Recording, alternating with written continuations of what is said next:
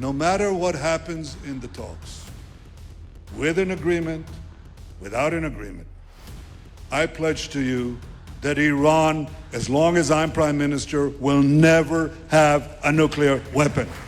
Never. As long as I am the Prime Minister of Israel, I will not let that happen.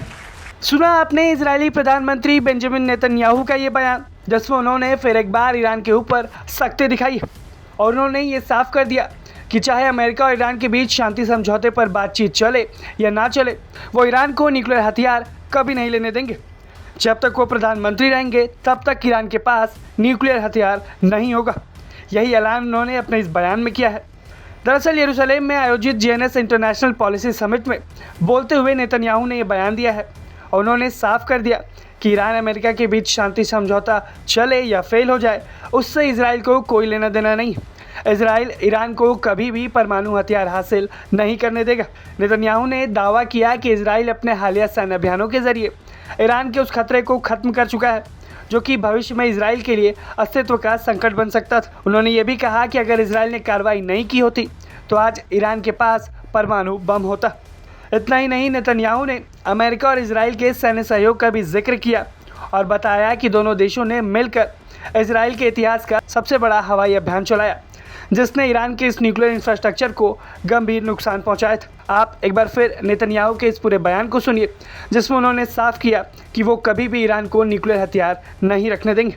No matter what happens in the talks, with an agreement, without an agreement, I pledge to you that Iran, as long as I'm Prime Minister, will never have a nuclear weapon. Never. As long as I am the Prime Minister of Israel, I will not let that happen.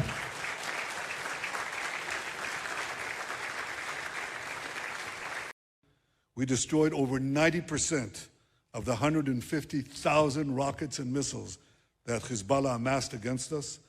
We established a security zone in Gaza. We established a security zone in Syria. We established a security zone in Lebanon, and we shall keep it as long as is necessary to protect our people. Netanyahu के इस बयान ने साफ संकेत दे दिए हैं कि Israeli सेना फिलहाल दक्षिणी लेबनान से पीछे नहीं हटने वाली। इतना ही नहीं, नेतन्याहू ने यह भी साफ कर दिया कि न तो वो ट्रंप के इशारों पर चलते हैं और न ही ट्रंप उनकी बात मानते हैं। आप ये देखिए कि ट्रंप को लेकर नेतन्याहू ने क्या कुछ कहा है। You know, in the United States, they say that President Trump does everything that I ask him to do. And in Israel, they say that I do everything he wants me to do. Well, neither is true. We're leaders of independent and proud countries. We stand for our interest. I stand for the interest of Israel. कुल मिलाकर देखा जाए तो Israeli प्रधानमंत्री ने यह साफ कर दिया कि वो अमेरिका के इशारों पर चलने वाले नहीं हैं। इजराइल अपनी सुरक्षा के फैसले खुद करेगा और वो तय कर चुका है कि ईरान को कभी भी परमाणु हथियार हासिल नहीं करने देगा, फिर चाहे अमेरिका और ईरान की बातचीत जारी रहे या फेल हो जाए। अब देखना ये होगा कि ईरान और अमेरिका के बीच जो स्विट्ज़रलैंड में बातचीत चल रही है उस पर इस बयान का क्या कुछ असर देखने को मिलता है। आप नेतन्याहू के इस बयान को कैसे देखते हैं, हमें कमेंट सेक्शन में ज़रूर बताएं। ब्यूरो रिपोर्ट, भारत तक।